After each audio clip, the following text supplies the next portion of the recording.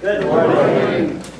Thank you so much for the invitation, for the kind words, David. The opportunity to once again study together. I hope that what I have for you this morning proves of interest and value, and that our two sessions together work productively in reaching some goals that we might share about better understanding biblical text.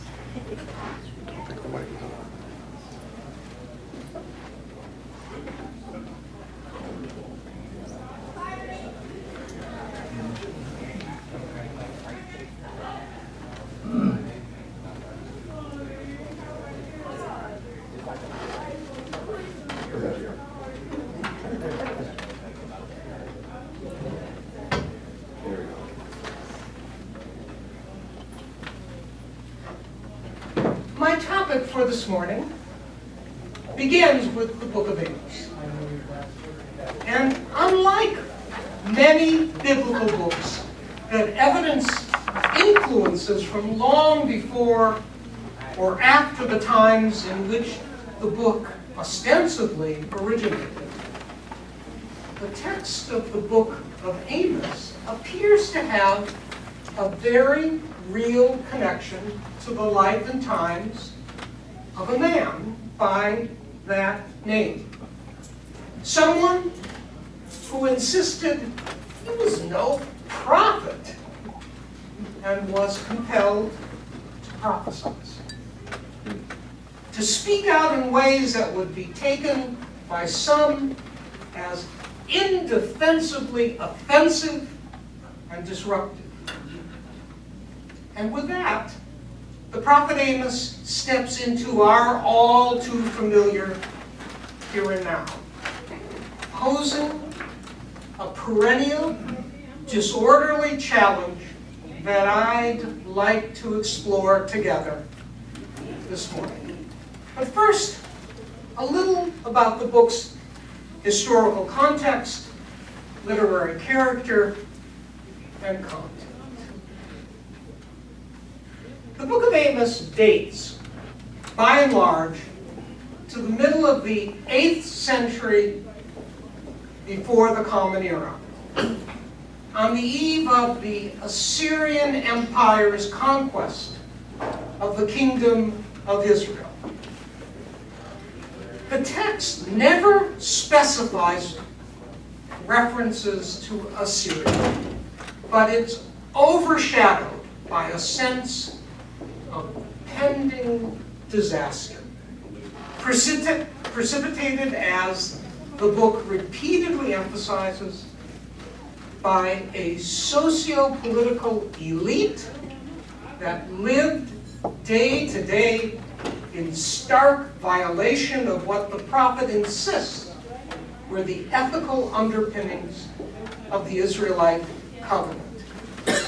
That message is reflected throughout the book in bitter references to oppressive class divisions. One finds such references in chapter 2, 4, 5, 6, 7, 8. Just an example. Thus says God, for the 3 sins of Israel, for the 4, I'm not taking back the punishment. They're willing to sell the righteous for silver, the impoverished for the price of a pair of shoes. They trample on the heads of the poor, beating them into the dust. They push those hurting out of the way. That kind of reference permeates the book. Along with this theme, the text conveys a broad, inclusive sweep of divine providence, stretching from condemnation of the sins of neighboring kingdoms at the beginning of the book to, aren't you just like the Ethiopians to me, near its conclusion. It is among the earliest of biblical texts dedicated to the prophecies of a single figure, and is made up almost entirely of pronouncements of the nature and tone I just gave you an example of. Bitterly condemning social inequity as the iniquity. And it's striking in this regard that there's next to nothing attributed to Amos regarding false gods, idolatry, or errant forms of worship. Nope. The focus is on the ethos and ethics of the heirs of the Israelite covenant, on their ethical, not their theological failings. It's made up almost entirely of such pronouncements. But I'd like to look a little more closely at the one passage in which Amos's words are linked to his actions, and what that might suggest about the man, the world he lived in, and the world you and I share. And that's Amos chapter 7, verses 9 through 17. If you have a Bible, please join me at that point in the text.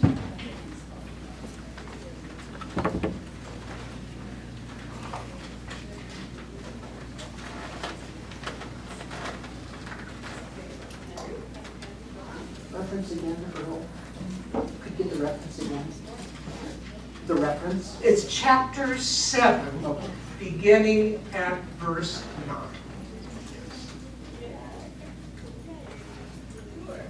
Amos is quoted as having prophesied, the high places of Israel are going to be destroyed, the sanctuaries of Israel are going to be laid waste, and I'm going to rise up with a sword against the house of Jeroboam.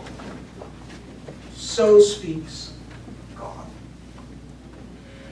The text then goes on with this narrative.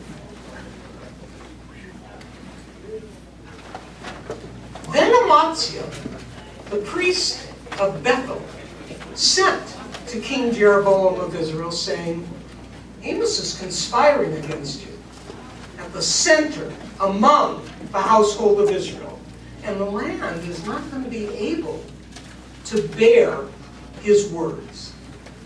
Amos is saying Jeroboam is going to die by the sword, and Israel is going to have to go into exile off of its land. And then Amaziah says to Amos, "O seer, get out of here. Flee to the land of Judah. Earn your bread there. You can have prophecies there, but never again prophesy at Bethel. It's the king's sanctuary. It's the capital city." And then Amos answers the charge. I'm no prophet. I'm not a member of a prophetic guild. I tend cattle and sycamore fig trees. I'm a farmhand. But God took me from following sheep and said to me, "You prophesy to my people Israel." So now listen to what God says. You say don't prophesy against Israel? Don't preach against the house of Jacob? This is what God says. Your wife is going to end up a streetwalker in the city, and your sons and daughters die by the sword, and your land is going to be parceled out, and you yourself will die in an unclean land, and Israel really will go into exile off of its land.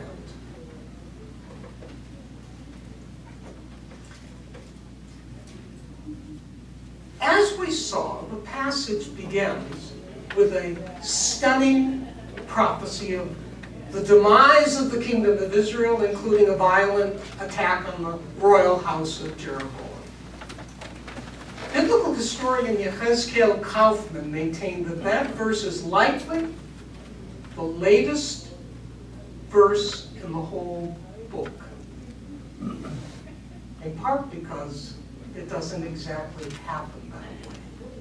So it's likely that Amos made this prediction and it was too late to take it back or correct it. And if that's the case, the encounter I just described, the text that we've just read together, would appear to be climactic. That this encounter with the priest of the royal sanctuary in the northern kingdom of Israel comes at the critical moment in Amos's prophetic arc. You've been talking this way, you've been saying these things, now you're predicting exile and death of a king. Enough. And then we hear Amos's retort. Before we go any further, let me ask, is there anything about this passage that strikes you as contemporary? Anything that seems to intersect with a current or a recent event? What do you have in mind? Yes, I please. think Pope Francis proclaiming against the tyranny of the world. Uh-huh. I think that's a message like Amos for me. Is there an ironic twist to seeing it come from the Francis side of things that isn't the case in this text? Yes? Well, he has supposed power and privilege and status. Yes. Amos, not so. And Amos embraces his non-privileged status, insists on putting that at the front of his response. Yes. So there is that concern, that voiced support for the marginalized, for those on the edge of things. But in Francis's case, it comes from that royal sanctuary, rather than in Amos's case. Yes, please. Francis was buried in his working shoes, not royal slippers. Yes, absolutely. Francis embraced. What a different story if Amos had been prophesying this way, and this narrative is all about Amaziah, the priest of the royal sanctuary, summoning him to say, you know, I think you're right. That never happens. Yes, please. Okay, so they're personal. When I was in the military in Central America, I was a conservative Republican, and it bothered me by the fact that it was clear that we were there to for American business interests and corporate interests, and we were destabilizing the Latin American countries, so that what we're seeing now is that those countries have become so dangerous, and now the immigrants are coming here to be part of the rich bully, and we want to deport them back to those dangerous countries.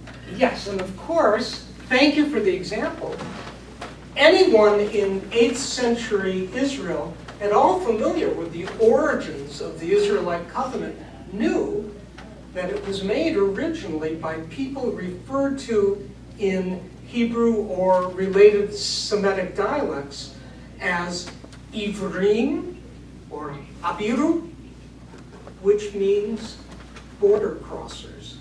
The word Hebrew literally means people passing over, and depending on the scholar you consult, George Mendenhall, for example, Mendenhall insisted that the word came with awful connotations. To be an Ivri was to be an illegal immigrant. Oh, undocumented? No. Gang members. So to be familiar with the origins of the Israelite covenant was to be aware that that was your roots. Displaced people looking for a new place to make a home. Yes, thank you. Anything else that strikes you as contemporary? Let me just ask, what do you make in Amaziah initially countering this kind of prophetic message with, you don't even come from around here. You come from the southern kingdom of Judah. We split from Judah hundreds of years ago. You want to rattle off all this crap? Well, go down south, but not here. What do you make of that geographic side to Amaziah the priest's retort? Hardly anything has changed since then. How so? What does it mean to say, I'm not even going to start with criticizing what you're saying. I'm going to start with, you don't belong here. That's an argument that's still used. Yes, yes. Any other thoughts about that? I mean, Yes, please. I'll throw in the Gaza situation that, Yes, you know, yes, yes, absolutely. criticizing the leaders of Israel is conflated with criticizing Israel's right to exist, and, you know, it gets so complicated so quickly when you're trying to, like, I'm not saying you can't exist, I'm saying maybe stop killing people for a little bit, you know, so. Yes, and the difference between being out of one's place as a defining characteristic of what it meant to be an Israelite, and therefore supposedly sensitive to the circumstances others would face under similar conditions, then and now. Yes, and finally, what about the dramatic contrast in tone? Does that ring a bell? Amaziah tells Amos to get out, but Amos's reply, by comparison, is far, far more harsh. I'm no prophet, but I'll tell you what, your wife's going to end up a street walker. What do you make of that? That Amaziah, priest of the sanctuary, is critical, but Amos is outlandish. Is there anything contemporaneous about that as well? Please. Okay. In my day, it was a bit outlandish for female people to be in the seminary. And there were several professors that said, you don't belong here. Yes. Yes, yes. This isn't your place. And the nature of retort that sometimes elicited, Well, I'm a child of the 60s, so. my retort was quite strong. Strong. Exactly. Exactly. As is Amos. Many scholars have pointed to a paradigmatic distinction in biblical sources between a priest and a prophet, beginning with Moses and his priestly brother Aaron. Both roles bearing a measure of divine authority. But the Hebrew root, Navi, from which Nun Bet Aleph, from which one gets the word for prophet,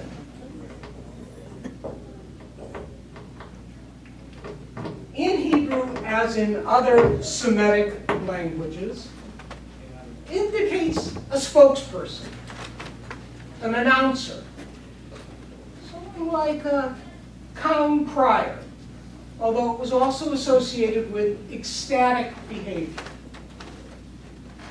But individuals singled out in biblical text as being a Navi, or what we would say is a prophet, are most commonly described not simply as speaking out, but as posing choices. Choices to be made in the pending shadow of havoc and ruin, as we've seen in Amos. Sorry, Earl, I think we're having trouble with the mic. Can we, I'm not sure how to fix it though.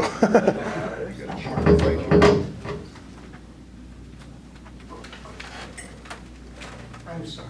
That's okay. Let's see if that's Where is the other part? In his pocket. Yeah.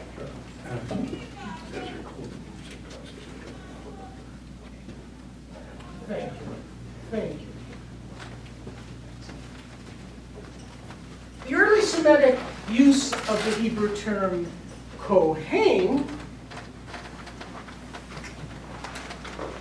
by comparison,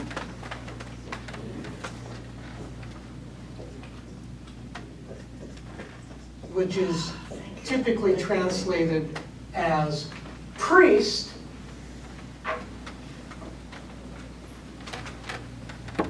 indicated broadly in Semitic languages a guardian or functionary of an oracle.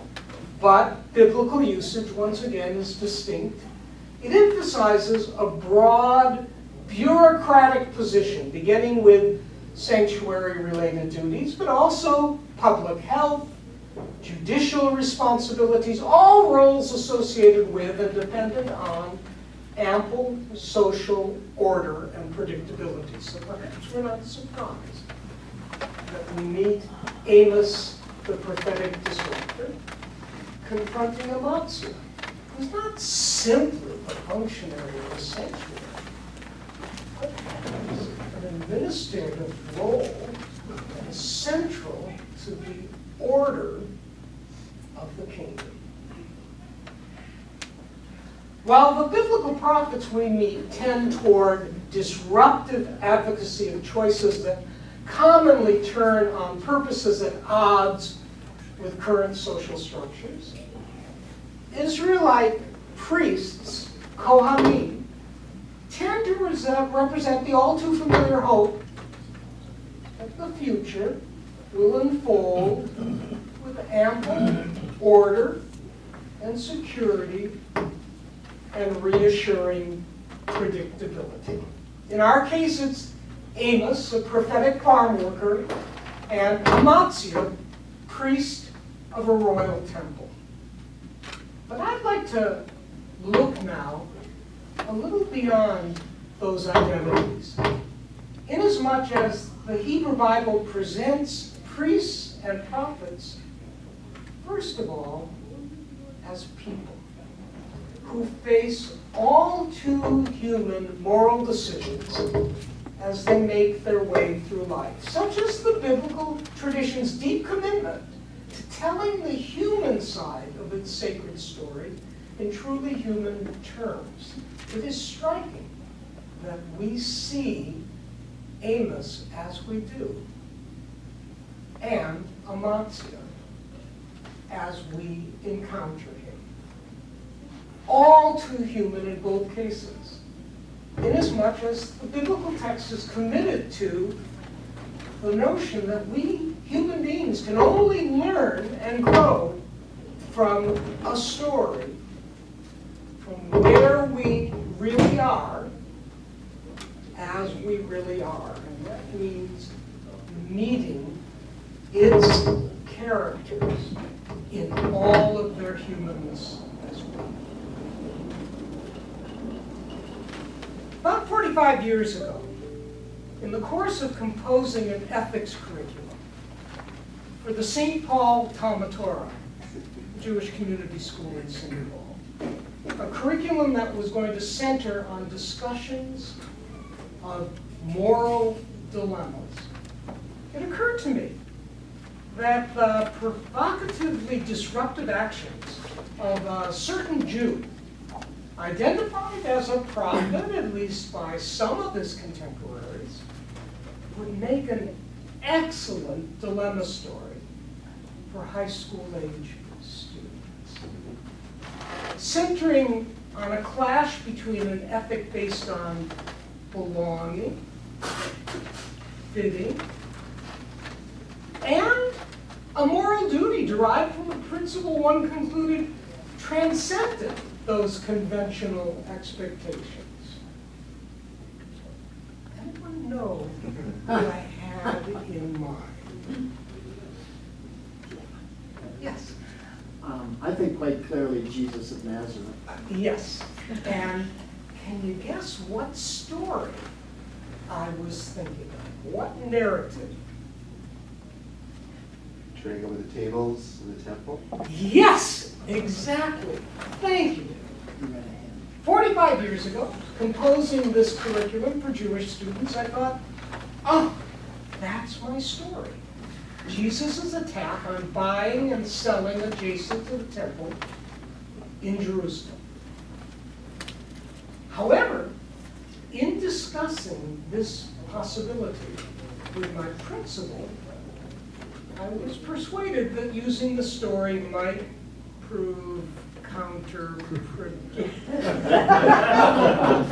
The problem wasn't the narrative per se, but the likelihood that its origins and central figure would encumber and deflect Jewish students' discussion of the issues it raised. How so? What was my principal's educational concern?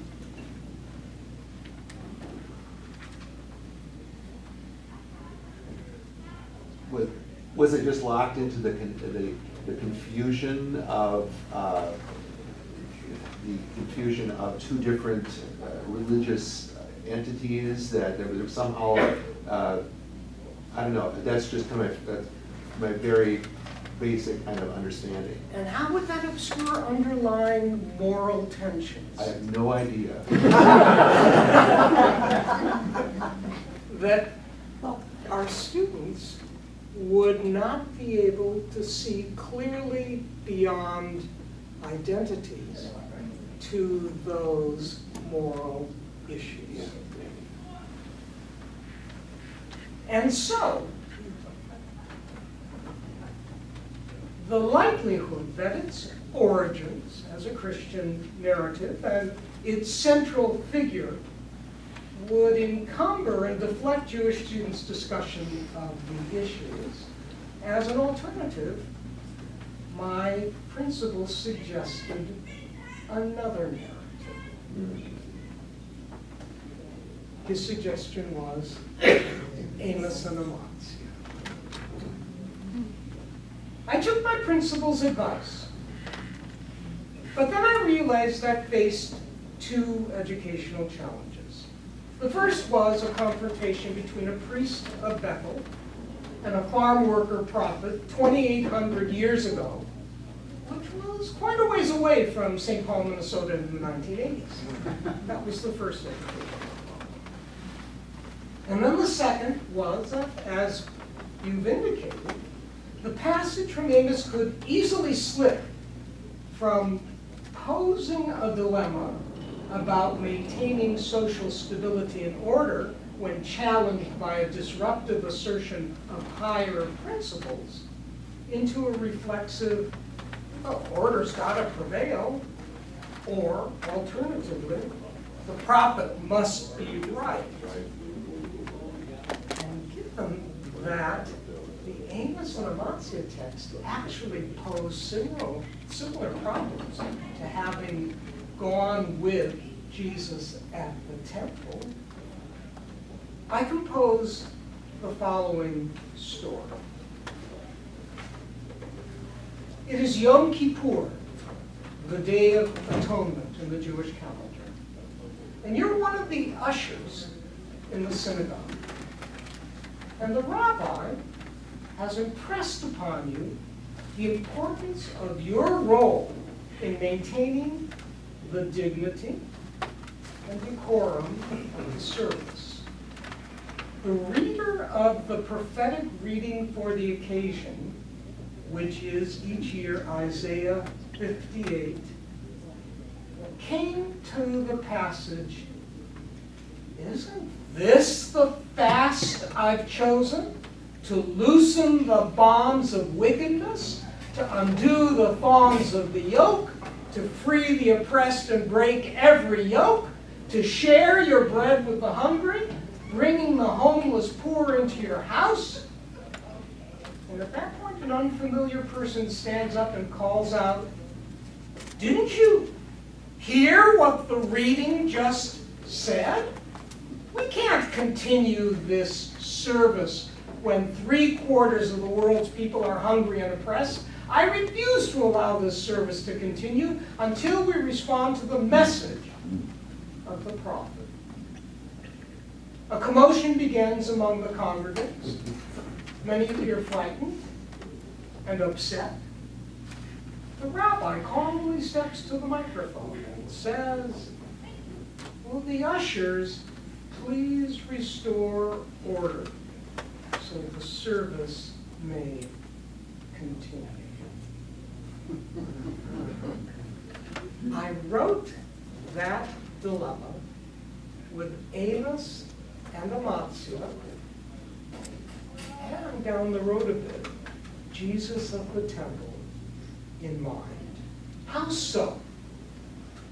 How did that dilemma attempt to make it easier for high school students in the 1980s to get to the underlying moral tensions than reading those two biblical texts?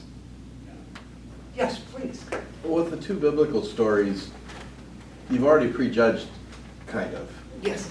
Either you're an Amaziah guy, or you're an Amos guy, or a Jesus guy, I mean, this story, they're all anonymous, so you really don't know whose side you're on yet. There's only one person in the story you know, and that's you. You. Right. Yes, exactly. Good, good. Any other ways? Thank you. Any other ways in which the story was my attempt to get at the underlying moral tensions in Matthew 21 and Amos 7 without deflecting the discussion from those issues? Yes.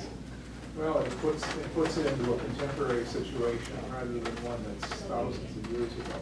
Yes. Which, frankly, moderns aren't very good at thinking about things that happened a long, long time ago. That's what we lose. And could the rabbi have said in my dilemma essentially what Amaziah said to Amos? Would it have worked? This is the wrong place. You can do that out there, but not in here. Any other ways in which it would capture those tensions? Well, I think fencing off the Word of God from the practical realities by banishing the speaker who, is reflecting what he has just heard read, Yes. and what they've all just heard read, Yes. and being told to depart by someone in power who's concerned to maintain order, and has a certain stature that lends his criticism, or his banishment really, its own power. Yes, yes, which is implicit in the confrontation. Well, in both cases, Amaziah and wanna walk in the front of the rabbi camera. don't address the content of the prophecy.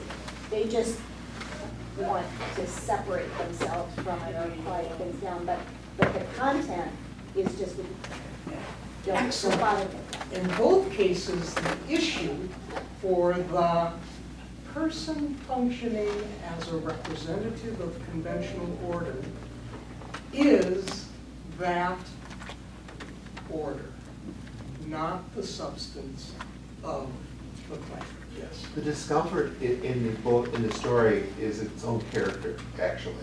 It's like its own personification, because it's the discomfort that acts as the catalyst for thinking. And there's a danger when your congregation starts to take over, you know. And not to be facetious, but, you know, all of a sudden they're going off in a direction that you're not sure you can rein them in from. Yes. You know, and so I really believe that discomfort, no change comes without pain. Change only comes through pain. And I think that's what, in both of those situations, pain was introduced because it was putting people at odds with themselves. Anybody have a nice word to say about the rabbi or Amaziah? If it's going to be a dilemma, then there has to be some tension. Yeah, exactly. Anybody have anything to say in their defense? We like order. We like order, thank you. What do you mean by like? Well, it's secure. We don't like it. We're living in a lot of chaos right now. I don't like it at all. Yes, we kind of like to pick and choose which order and when, but we like it, we need it. Yes.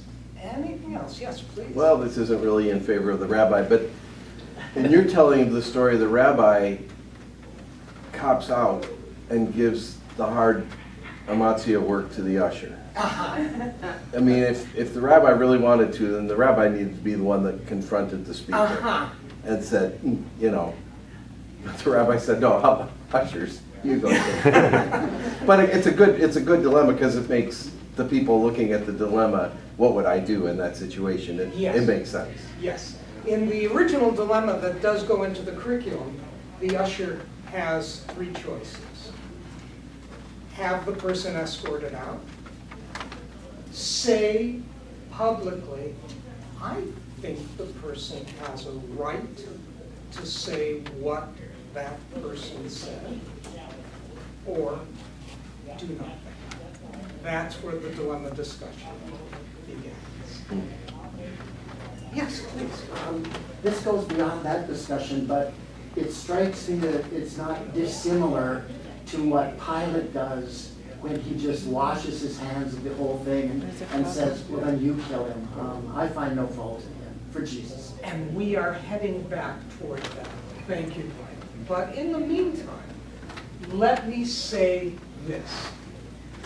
The unit in the curriculum I put together begins with the rabbi in the synagogue on Yom Kippur dilemma, with the suggestion that Amos chapter 7 then be studied and discussed in a subsequent session. With that analogous dilemma already on the table, perhaps those students might have an easier time of seeing through the persona of the biblical text to underlying ethical questions. Well, that was 45 years ago. And then, this past summer, I received an invitation to speak to Sunday morning adult learners at a dear Lutheran congregation on the topic of the minor prophets. And that led me back to that long past fork in the road and forward 45 years to a promising location for revisiting that other confrontation, the one in Jerusalem. And now I would like to read with you Matthew chapter 21, verses 10 and 5.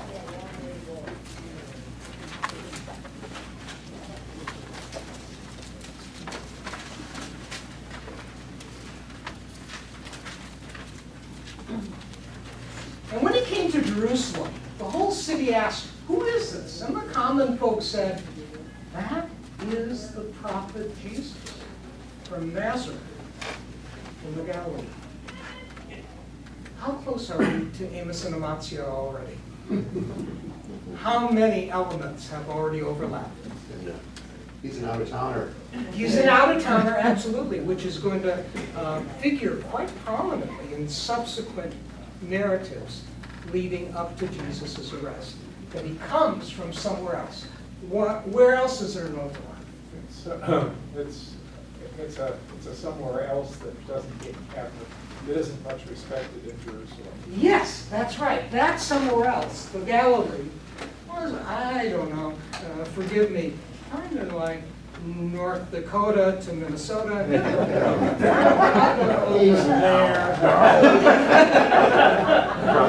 Yeah, you know what I mean. Yes. Thank you. Anything else? The people proclaim him or identify him as a prophet. And why did the author of Matthew specify the common folk, the plain people, introducing, seemingly with no reason, a class question here? Absolutely. Anything else? Well, let me continue the passage. This is the prophet, Jesus, from Nazareth in the Galilee. And then Jesus entered the temple and threw out all those who were buying and selling in the temple, and he overturned the tables of those exchanging coinage and the chairs of the dove sellers, and he said to them, "It's written, my house will be called a house of prayer for all peoples. But you've made it into a den for robbers." And blind and lame people came to him in the temple, and he healed them. But when the senior priests and scribes saw the astounding things he did, and the youth crying out in the temple, "Hosanna to the Son of David," they became angry. And they said to him, "Do you hear what they're saying?" And Jesus said to them, "Yes. Haven't you ever read that from the mouths of infants and nursing babies, you've laid the foundation of power?" So, reads the passage from that. Any other first thoughts about additional ways in which the two narratives overlap or intersect?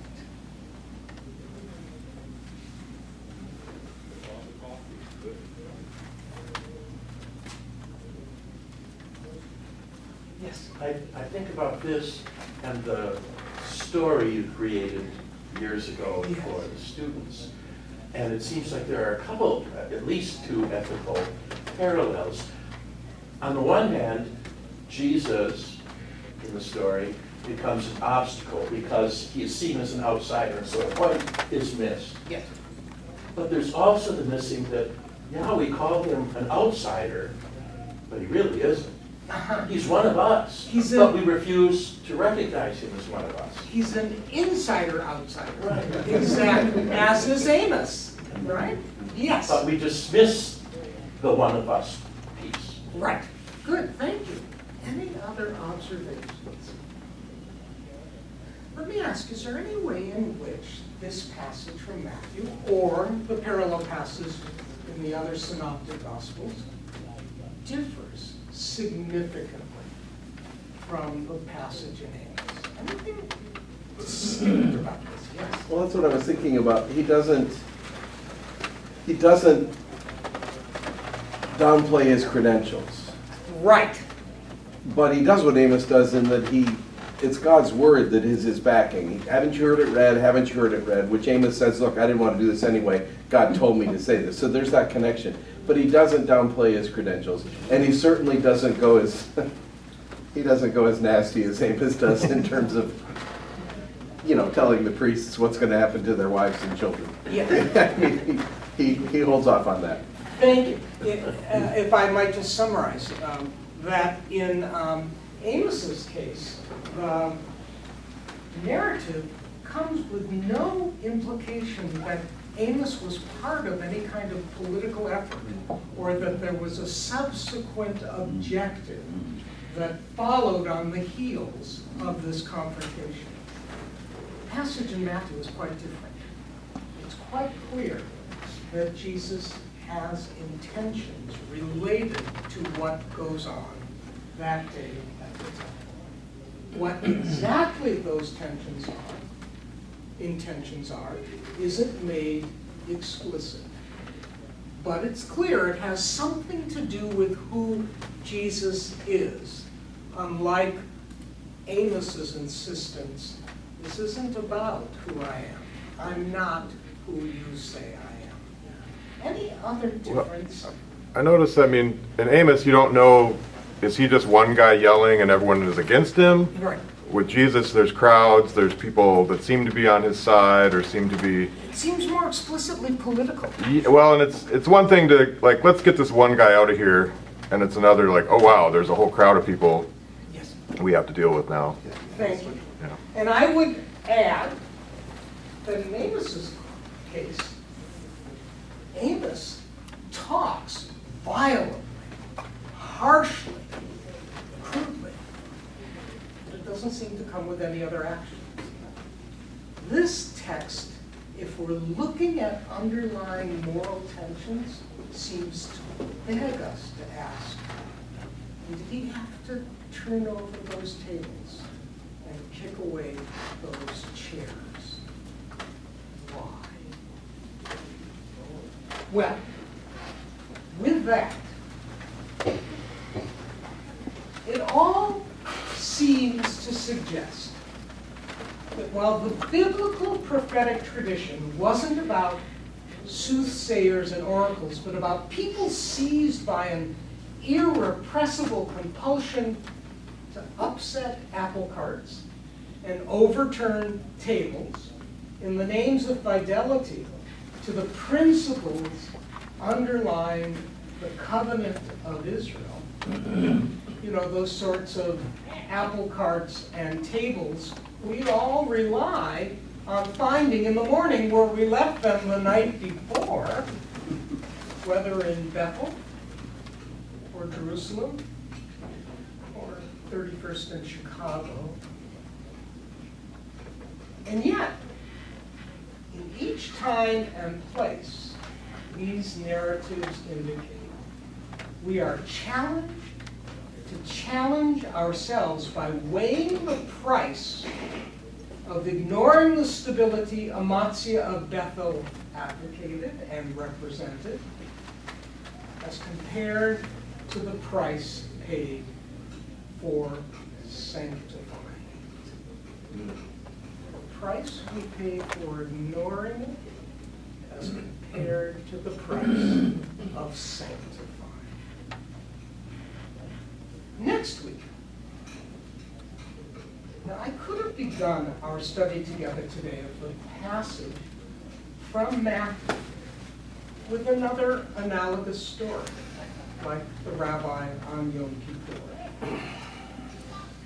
As once again, the moral tensions underlying the passage from Matthew can be obscured clearly by unfamiliar references and presumptions about the persons involved.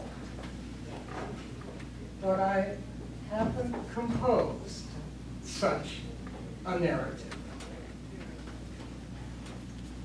But what if you were to compose one? About who? About what? When? And where?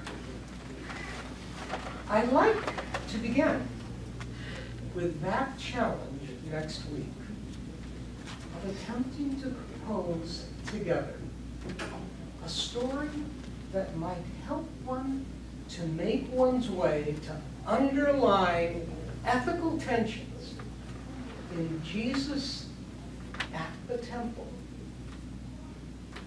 and then illuminate that passage as one returns to the biblical text. I'd like us to work on perhaps composing such a story that could perhaps be used with Mount Olive's high school age learners when they're challenged to consider these primary texts. Does anyone have any first thoughts about such a story? came into my mind immediately, because I'm trained as a lawyer, is the arrest of the judge in Milwaukee County. Because it seems to pose the same kinds of questions about preserving law and order, supposedly, or doing the right thing, which, you know, I prejudge, of course, but it's still, I mean, that's what the issue is. And then, of course, the implication is the cost of bearing witness becomes kind of clear in that, and but not at all clear as to the justice of it. I really appreciate your making the connection between a biblical priest some 2,000 or 2,800 years ago and a courtroom today. Because the work of that priest, like legal systems, the judiciary, law, has to do with sustaining a sense of procedure, of expectation, of orderly process in the interests of the group as a whole. It's no surprise that biblical priests were also judges. It's the same kind of work. And the example you've given to it is a perfect example of a possible way to start such a contemporary narrative. It would have to include turning over tables, perhaps. But we'll see. Yes? Just in addition to Dwight's proposed example, and that is that there is very great disagreement in the country as to what is the correct order and procedure in that situation. Absolutely. Let me say, before I close, first of all, thank you so much. A couple months back, I got a request from a Lutheran congregation in Roseville to speak to the congregation about a topic of my choice. And I said, but I tell you what, let's wait until just a few weeks before you come, because things are changing and so disorderly at the moment. We won't know what's relevant until right before your visit. When I came to St. Michael's in Roseville, I spoke about what we've begun to explore together today.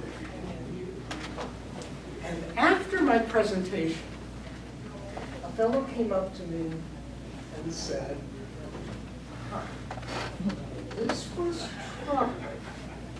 And St. Michael's, as you may know, is a progressive, generally liberal-leaning congregation. But he said, thinking about Trump and rabid Trump supporters, I couldn't help but sympathize a bit with the priests in these stories, and it troubles me and makes me think, as was noted a few minutes ago, you can't just talk about order versus disorder without talking about what's the cause of disorder, for what purpose is it mounted. Well, we're going to return to that challenge next week, and I would urge you and encourage you to begin thinking about it. If I were to propose a parallel story to Amos and Amaziah, Amos chapter 7, and or more directly to Jesus on the Temple Mount, Matthew 21. Who, what, when, and where. In the meantime, we're on our way back to that fork in the road adjacent to the temple in Jerusalem, up the road just a few miles to Bethel, and back to 31st and Chicago. and the underlying ethical tensions shared by Amos 7 and Matthew 20. Thank you so much.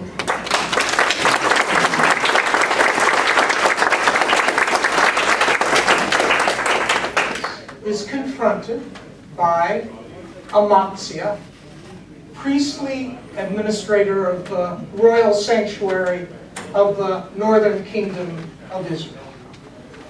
Amaziah, who, after sending word to King Jeroboam that Amos was conspiring against him, tells Amos to consider himself deported back to his native Judah, to the south.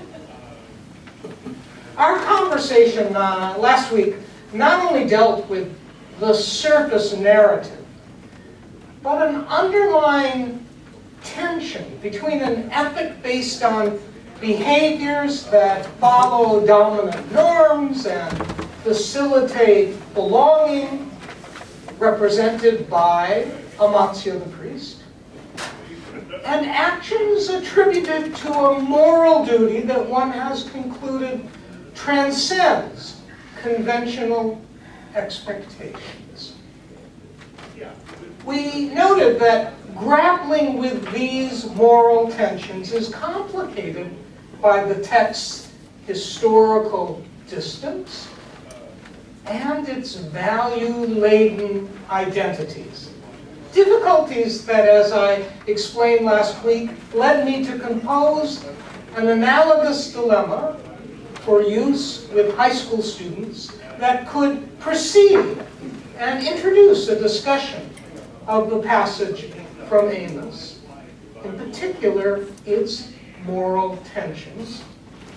And then we noted that we would face similar challenges that come when reading about another disruptor of sacred space some 750 years later, a little to the south.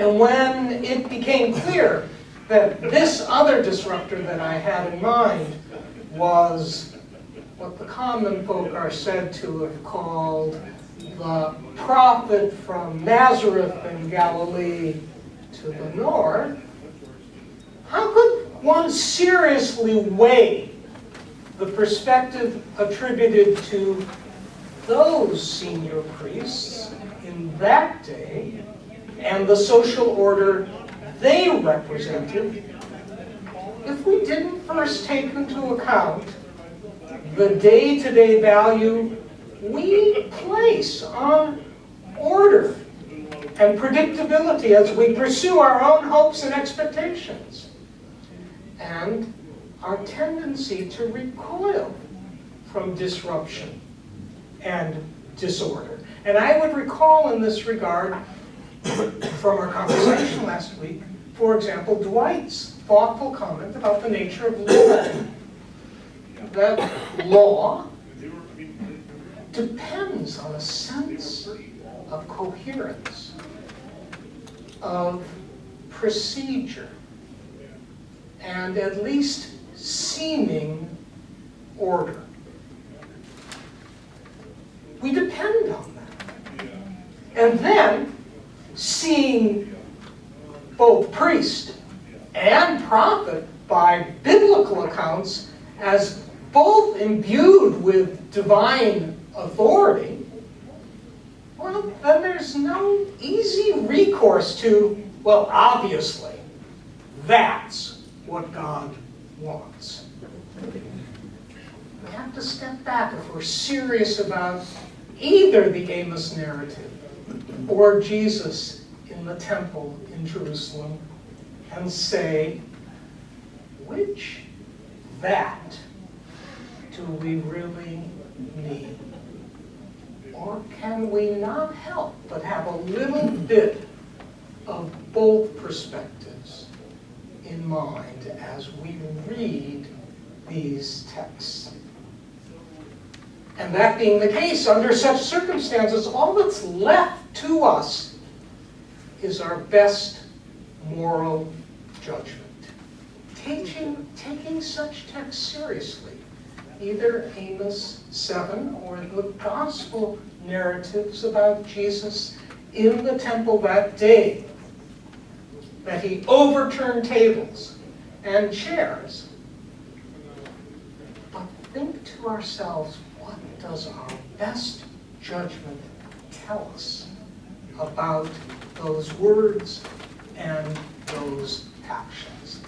And so, given these challenges, I suggested last week that perhaps the process of composing an analogous story for the gospel narratives about Jesus' disruption of the sacrificial market adjacent to the temple in Jerusalem in the days leading up to Passover, which is referred to traditionally in Jewish sources as the feast of our liberation,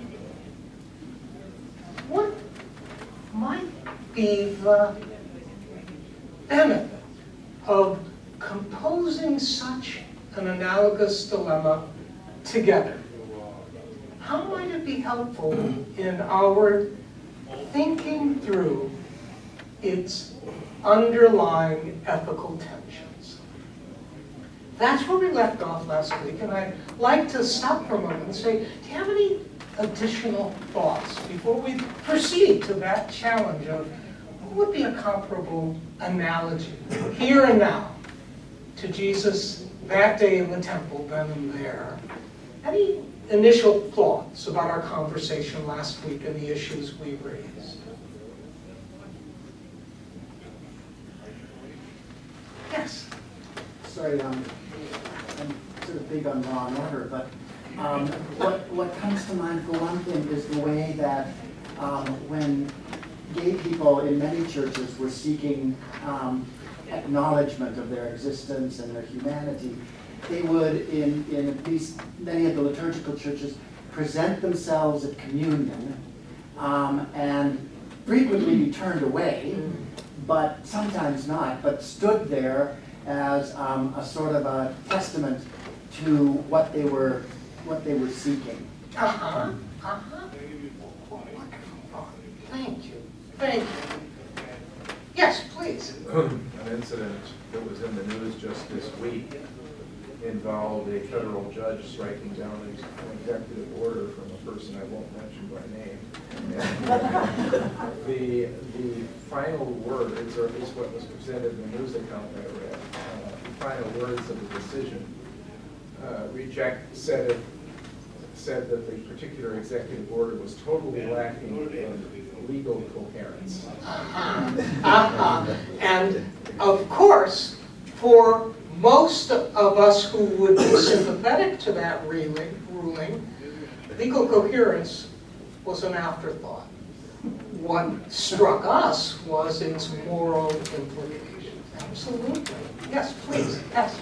I think the challenge that I've been thinking since last week with your modern analogous situation to the Amos story, and what you just said underlines it, and that is, can God be on both sides?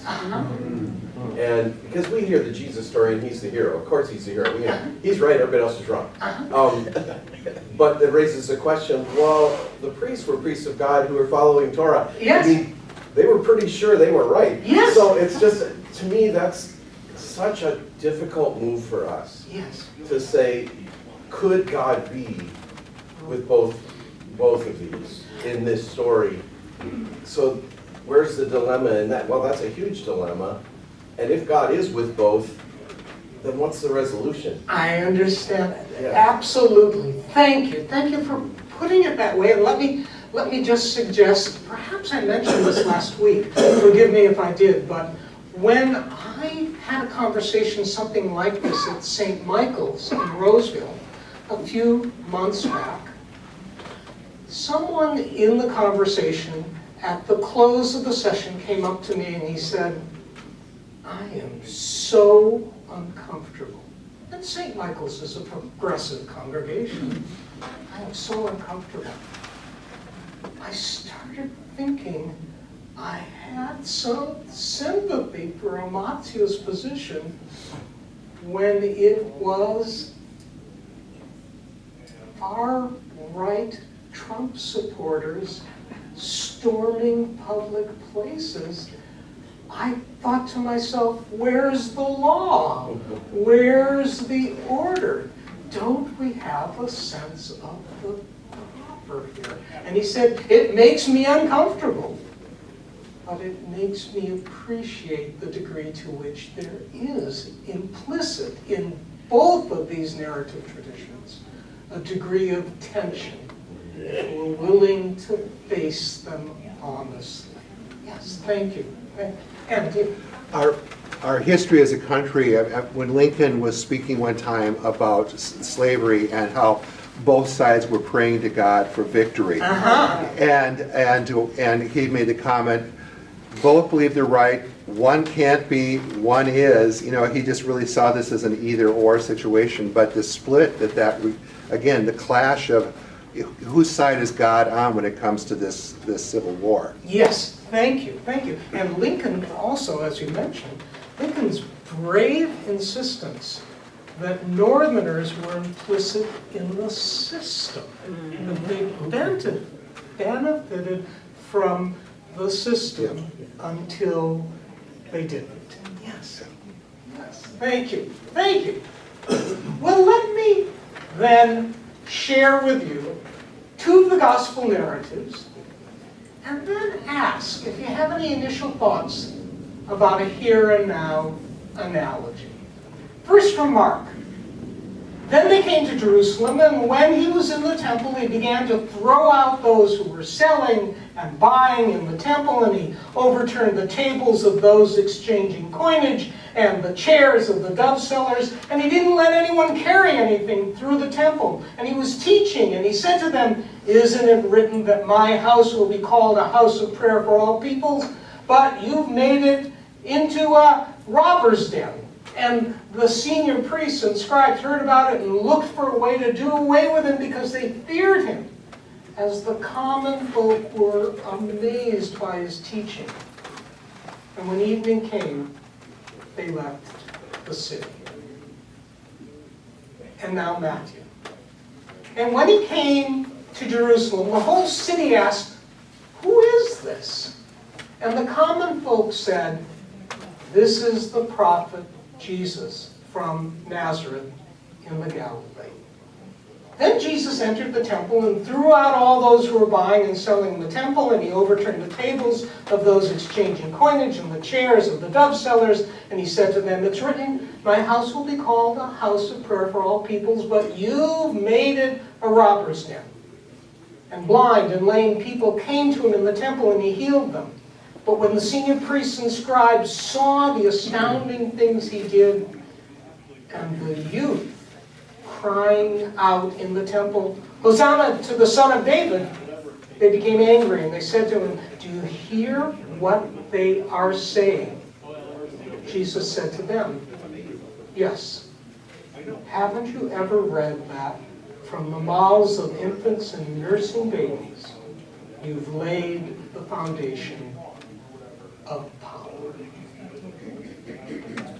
So, with those two overlapping gospel narratives in mind, let me ask, what might you think would be a comparable, an analogous who, what, when, and where from our world here and now?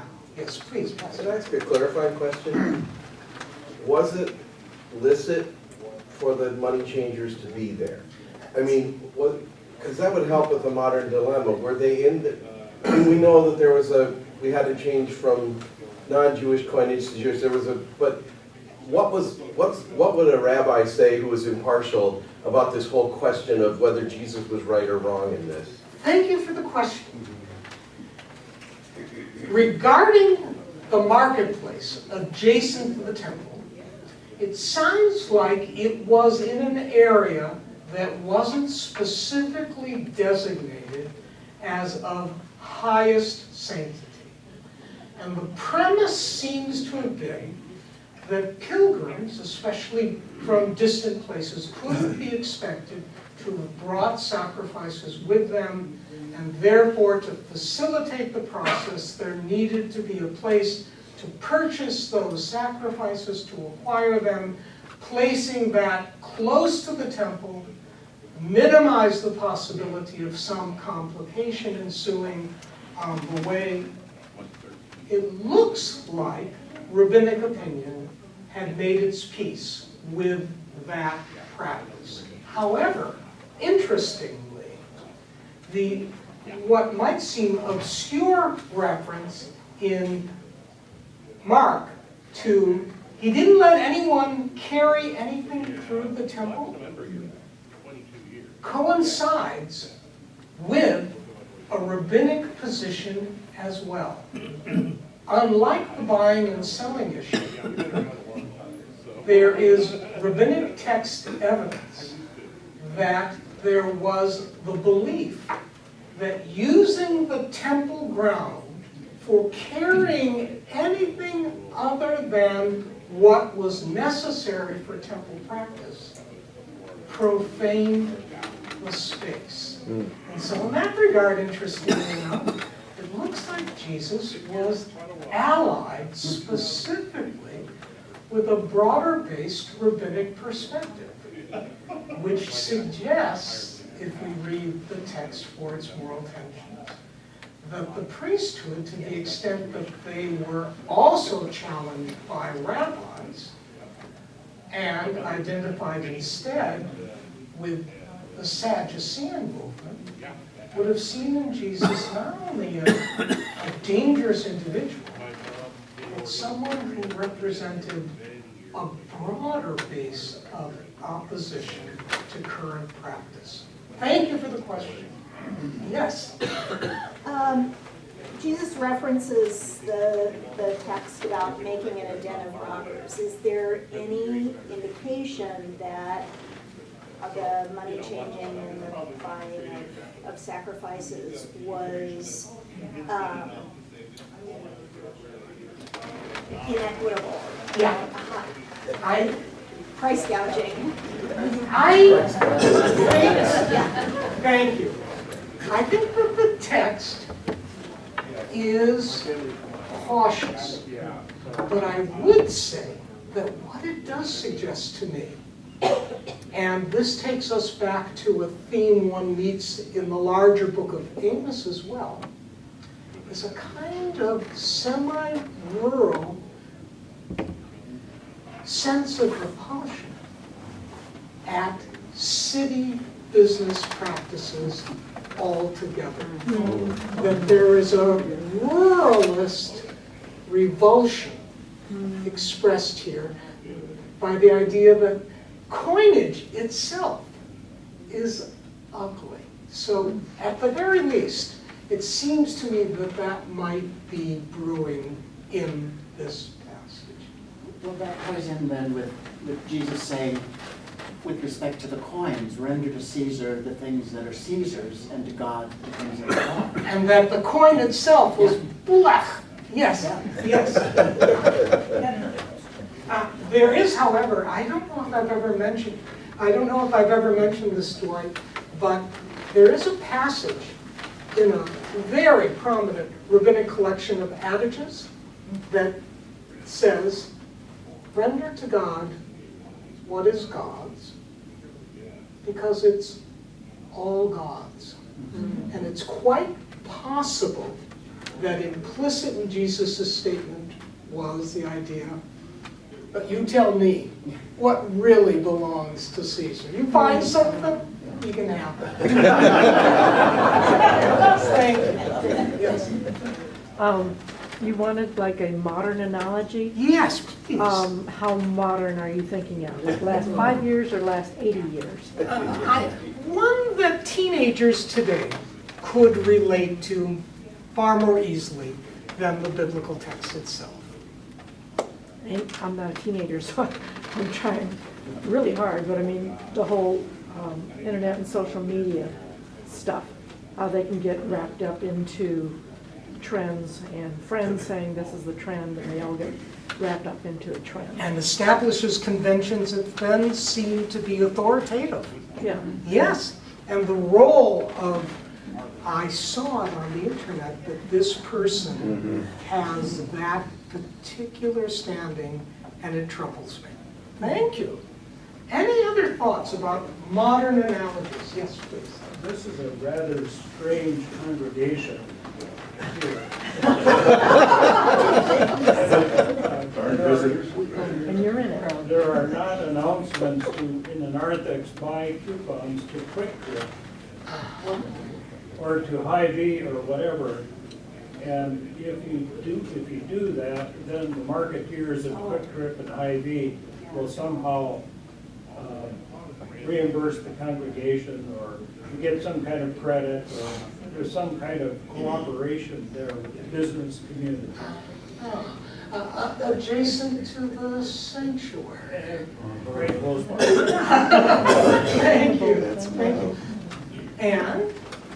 Well, so you're saying, am I getting this right, that this was really sort of an isolated incident, and that the city practices went right on back to what they were doing after the uproar settled down?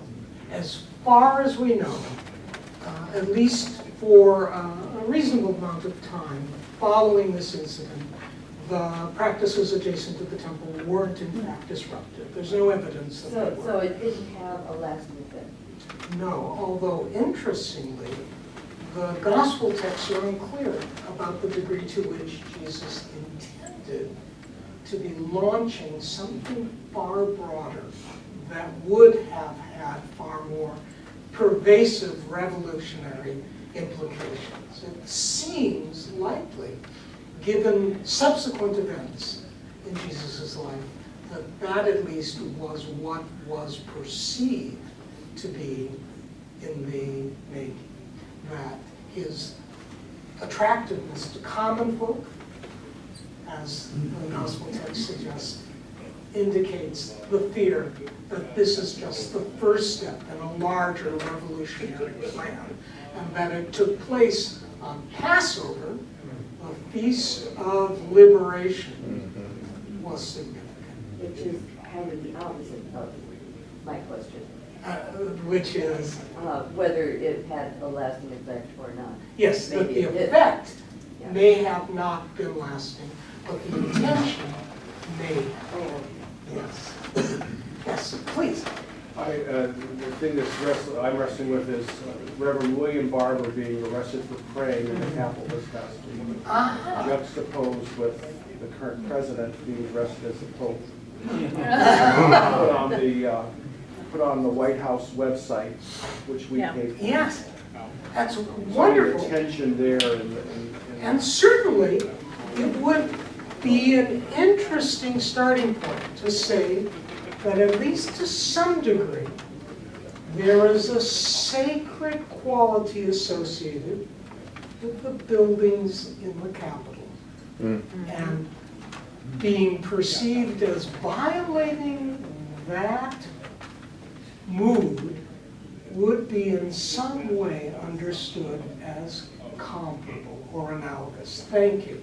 Yes, Patrick. So, I think if you're thinking for a modern analogy, you start with the person from St. Michael. Because the question I ask is, are we putting the law and order hat on whenever we want it? Yes. And taking it off when we don't?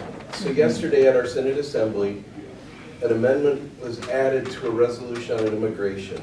And I don't have the wording for it yet because it happened on the floor. But the resolution on immigration was basically encouraging our bishop to contact legislators and so on and so forth. A lot of really protect the immigrants, find ways to do it. Well, immigration is a huge law and order issue because those that are saying stop it, stop immigration, are saying it's just the law, you have to follow the law. Except when we don't follow the law, it's other thing. The amendment was that this synod encourages our bishop to act without regard to immigration laws that are contrary to a 1998 ELCA statement on immigration and the US Constitution. So then the question became, and it passed, but the question became, so we're telling our bishop to break the law. And we are, basically. We actually had a constitutional lawyer who was one of the voting members, so she got up and spoke to it. But it was a fascinating debate of, so we want law and order. We actually got sidetracked because somebody said, well, we can't be against the Constitution. And they were reminded, well, actually, that's what this resolution is now saying, that should the bishop decide that a certain law is unconstitutional, she is instructed by her people, we want you to act, and then to support congregations who also choose to disregard such laws. So for a modern dilemma, that does become the question, but I think the deeper ethical one for me is a pretty common thing among Christians to flip the law and order hat on only when, you know, I want this law and order defended, but not that law and order defended. But I think that was really the dilemma and the crisis yesterday in this voting was, I was running reference in council, which means I was responsible to work with the amenders and everything, and I asked our parliamentarian, can we vote to tell our bishop to act illegally? She said, there's nothing in your rules that says you can't. So we apparently, anyway. So Which was the law? Right. Well, that's right, because we had to look at our law and say, is it legal? You know, can we do this? Anyway. It makes me think that Amaziah's message to Jeroboam, this man is actually conspiring against you, was in fact an honest calculation. If he's going to talk this way about the utter corruption of the regime, then the only conclusion is he's on his way to stepping out of that order and should be treated accordingly. And so the question, is there a way to morally wear both hats? I would suggest in that regard that that was, for example, Gandhi's great challenge. Is it possible to wear both of these hats at once? And in a few minutes, we'll have a word to say about perhaps Gandhi's most famous 20th century disciple. So we'll be back to that. Thank you. So important. Thank you. Yes. Well, a further complication in any ethical discussions of things like immigration law is that we probably have a fair number of laws on the books that conflict with other laws on the books. So Yes. which one do you follow? That the coherence and order that I suggested Dwight raised last week sometimes is real and sometimes is apparent. Yes, that's right, absolutely. And pointing that out is in and of itself potentially disorderly. Yes, please. A name that popped into my mind is T. Denny Sanford, who gave millions of dollars to establish a healthcare system that's in his name. That was very nice, very generous. But he made his money out of South Dakota by selling credit cards to people who had poor credit ratings.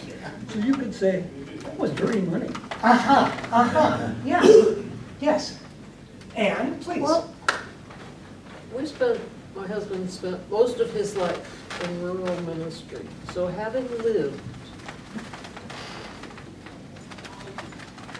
in rural ministry for 20 years, they are afraid of what comes from the city. And it is the reason that the church in Iowa split completely when we decided that gay and lesbian people could indeed be ordained. Yes. And that was in our first year in Iowa. So it was a very tumultuous year, but they're terrified. They're terrified of what comes out of the city. Yes. They don't trust it. They think we're bullies. Yes. And yes, this guy coming out of Nazareth, for goodness sake, and coming to the Capitol and saying, you guys are all rotten. Yes, Yeah. thank you. It points to an important implication of the charge, he's from the Galilee. Oh, later you recall that people say, well, you have a Galilean accent, you must be from the Galilee. How people are identified as being with Jesus. The common bias among Judeans to the south in the district immediately adjacent to and near Jerusalem was that Galileans were rubes, that Galilee was the boonies. And the counter-compliment is, we might be rubes, but you're thieves. A den of thieves. That was the root of the progressive movement through the upper Midwest in North Dakota, the nonpartisan league Yes. in this state, Yes. Farmer Labor Party, the Follett Progressives Yes. in Wisconsin. That was rural versus urban in Yes. a big way. Yes, thank you, thank you.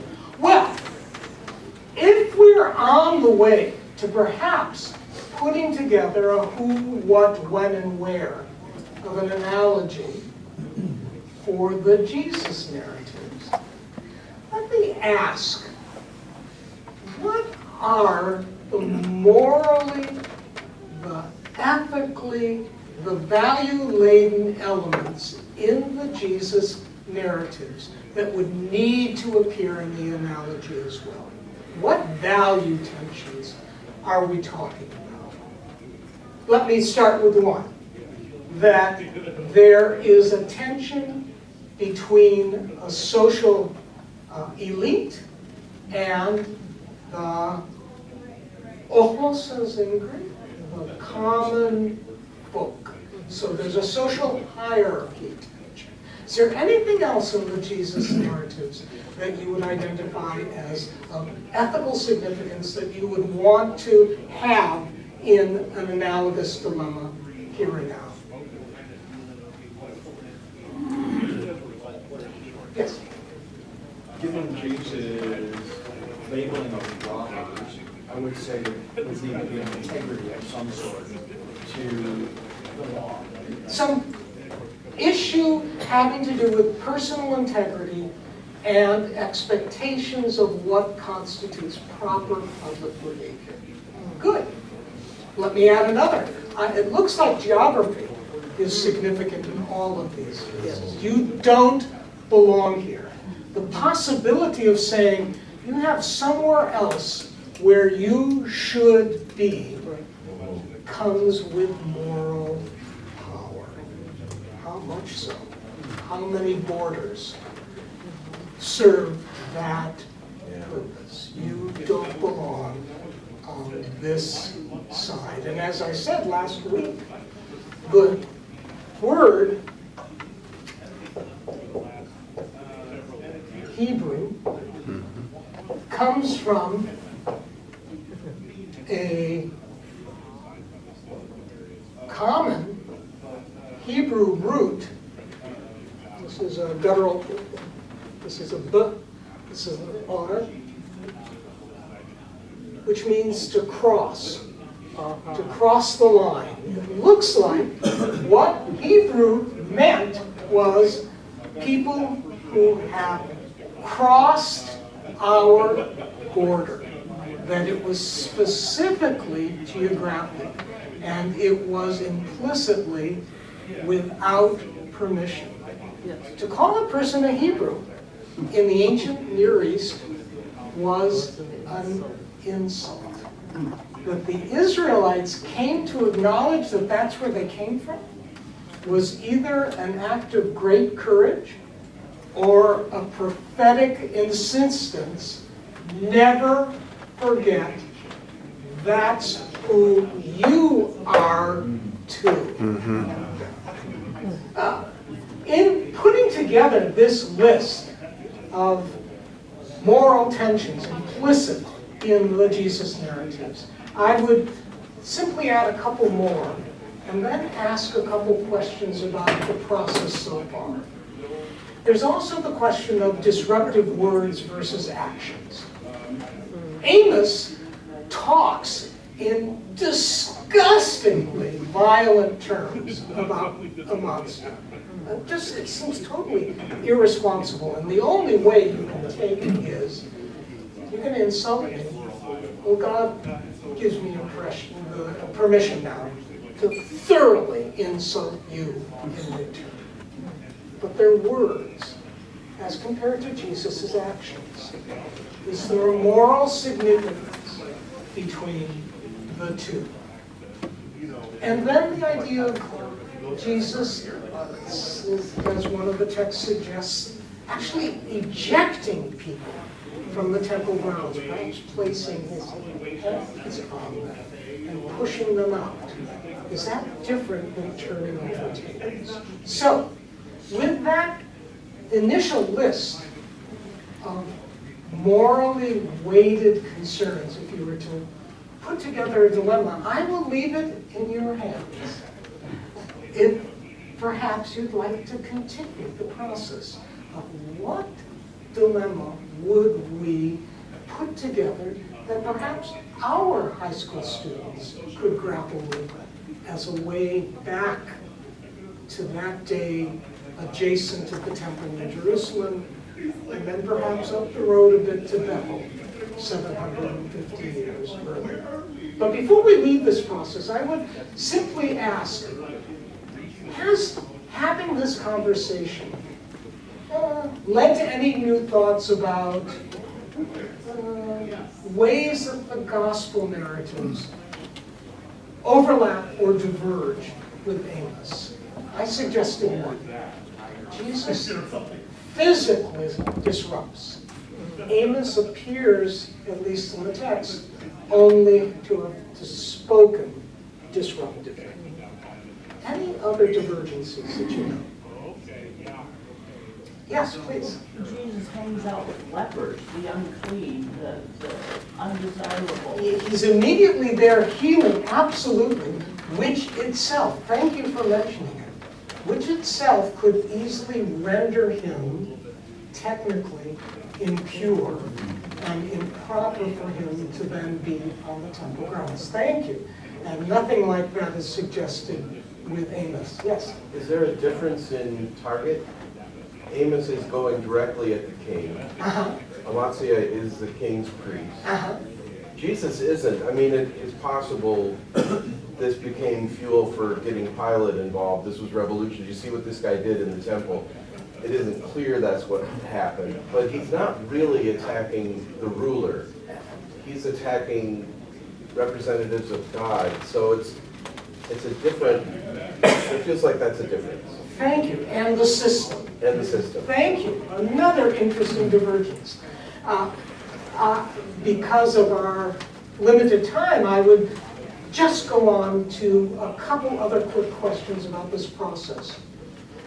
Has our conversation led to any new thoughts about the identifying marks of what John Lewis referred to as good trouble, or as Pastor Crittenden suggested, was underlying the conversation among the pastors during this past week regarding when do we say no and when do we.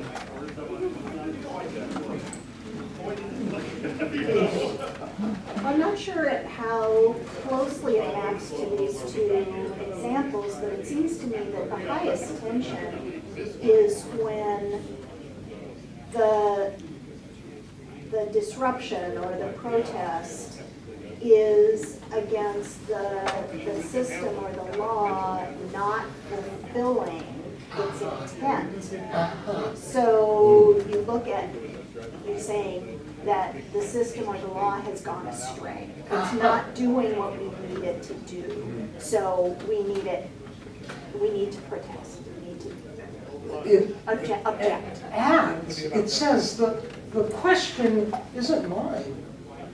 It's yours. It's on your side of this confrontation. Yeah, thank you, wonderful. My point is directly piggybacking on that one. I just wanted to point out that Catholic intellectual tradition, preference for the poor, preference for the oppressed or invisibilized, is one sort of test you can run that through. Like and it's really similar to what Linda was saying, just a different tradition I'm calling out there. Yes, my father used to say, he was a working guy from North Minneapolis, and he used to say, I think all of Scripture comes down to, you were slaves, and you know it was bitter. God forbid you ever led your hand doing it to anyone else, because you know if it hurts, it hurts. That the extent to which this is about preying on the vulnerable changes the nature of the conversation. Yes, thank you. Thank you. Let me please proceed with your observations and take them back to Amos one more time. Amos, prophet. Before we close, I'd like to take that road back up from Jesus' Jerusalem to Amos in Bethel. As we've noted, Amos's audacity was quite in keeping with the distinctive profile of the biblical prophet. That being a spokesperson for this God of Israel came with responsibilities that reached far beyond serving as an oracle or a soothsayer. And that given the utterly unconventional story the Israelites would come to tell of their marginal origins as enslaved Hebrews, landless and vulnerable, and of a God who loved them, perhaps it's not so surprising that those who would insist they were an envoy of that God, as you've suggested, found themselves time and again condemning precisely those destiny seemed to favor. I mean, it was of essential conventional wisdom that if they're successful because that's God's choice. There was something perversely antagonistic about the biblical tradition. No, not necessarily, and perhaps obviously not, but that success, that destiny, has nothing to do with providence, at least not essentially so. Time and again, finding themselves condemning those that destiny seemed to have placed before them. While at the same time, strangely, in private, pleading with that same God to give the people of Sodom and the golden calf builders, give them another chance. Back off. Let them try again. Both types of confrontations would come to be canonized. This prophet who was called to confront the successful as predatory, and to confront God, God's self, as unwilling to give folks adequate time to put things together. Both would come to be canonized. Though conventional wisdom and priestly insight broach no doubt that a prophet like that was obviously corrupt and corrupt. So it was that Amos was clearly inviting blowback when he said things like, from chapter 6 of the book of Amos, oh, those who have it easy in Zion, the secure ones on Mount Samaria, Zion being Jerusalem to the south, Judah, Mount Samaria to the north, the kingdom of Israel. Those distinguished leaders of state to whom the house of Israel come, they're laying on their ivory beds, they're sprawled on their couches, and let me just say this the Hebrew term that's used for sprawl here and is conventionally translated as they're sprawled out, that's insulting enough. It also means stinks. Stinking big shots on their couches. They're eating the best of the flock. They're pulling the calves from the stall. They babble on with their harps like David. They're inventing musical instruments. By the way, it was a kind of an implicit insult of things associated with David as well. Yeah, David forgot where he came from. Where did that shepherd boy go? He became this big shot who, played music like David and inventing musical instruments. So you folks, yeah, you're the first to be exiled. That's looking for trouble. Take away all your songs and harp music. Let justice and equity flow like a mighty river. And then, as you'll recall, what Amos was remembered as having said directly to Amaziah about his wife, about his land. The guy was, by any conventional standard, looking for trouble. But it was the same Amos who, as I said a moment ago, having spoken the words of condemnation we just heard, when given a vision of a cloud of locusts consuming all that grew on Israelite land, cries out at the beginning of chapter 7, "Oh Lord God, forgive, I beg you. How can Jacob withstand this? He's so small." And God took it back. The people might not have repented, but ironically, paradoxically, God does. It won't happen. Did I say this guy was audacious? I didn't do the man justice. Amos the prophet was downright outrageous, and a model of why the biblical tradition inherited by Jews and Christians would precipitate chronic confrontations ever after between the stable and the conventional, and a disrupting call that seemed to transcend it. And in each case, we're left to ask, why? Maybe he speaks for God, but all I have is my judgment. And isn't that prophet's moral judgment part of this story as well? Such are the scriptures to which you and I are heirs, laden with very real moral dilemmas. Moral dilemmas that a young Jesus himself likely pondered on the road somewhere between Bethel and South Minneapolis.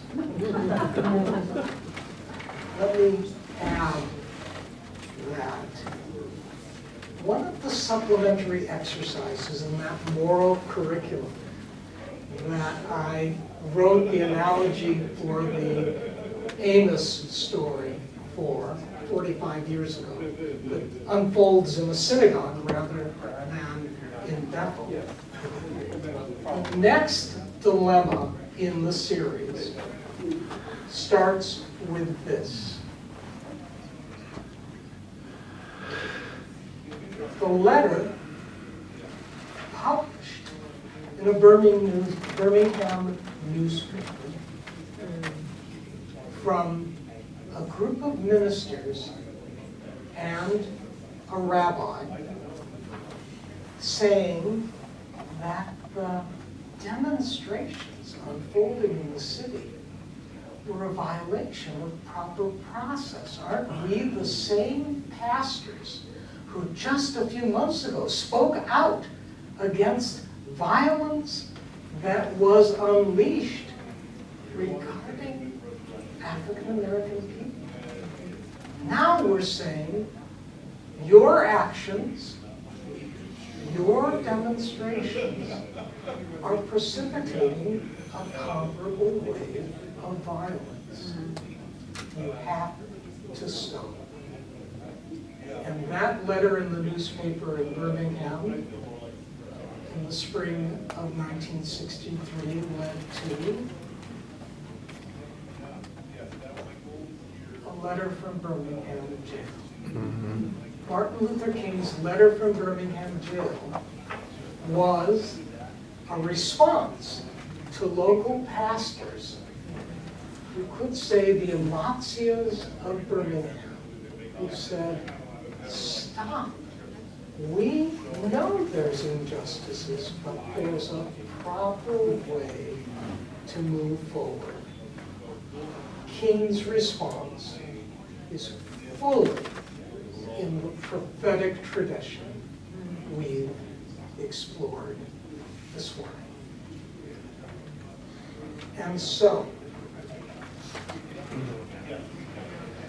perhaps the dilemma story we've begun to compose today might take shape and be presented to Mount Olive High School age members at some point. And if you do go on to put a story together as an introduction to what the Gospels describe as having unfolded that day adjacent to the temple, I'd be eager to hear about ensuing discussions.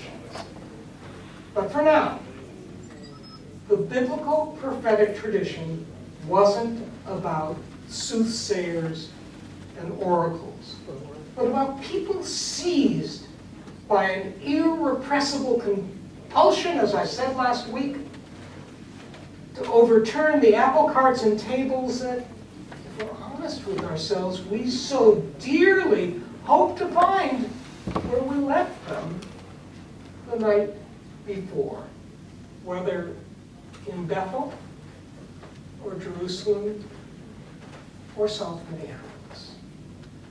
And yet, in each time and place, we are challenged to think, and think again, about the consequences of ignoring the stability that Amaziah of Bethel advocated as compared to the price we pay for sanctifying it.